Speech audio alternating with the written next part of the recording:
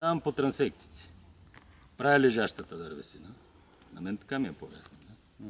Правя всички трансекти и след това вече на 8-я метър, нали 8-я метър от десна страна се засичат всички от 10 стоящите нагоре, а отляво са от 30 нагоре. Точно така. Така. Виж как... Аз съм го вече запомнил на изуст, няма как. Значи направлението е точно дървото. Добре. Добре, значи разпъваме.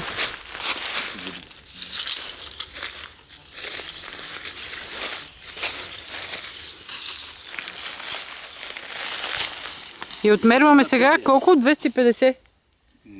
Не, отмерват се значи 8 и 15. Един е радиус е 8, другия е... Ние правим кръгове, извиняй. Добре. Кръгова, да.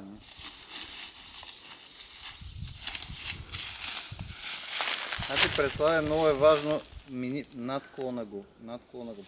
Даде, ама после като дръпна надолу, пък ще го натиснат. Да, така е. Добре, окей. Защото иначе ванката ще пусне после. Защото е важно да се мерят хоризонтални разстояния. Даде, ма по наклони, особено при големи наклони, знаеш, че... При големи наклони трябва да ги изчисляваш, ама трябва да видим как беше с сините. С процес с това. Да. Има коефициент. Да, има коефициент, който се изчислява с сините и точно трябва да знаете наклона. Той го има по писанието наклон. Да, ама той е среден, пак тук е различен. Така.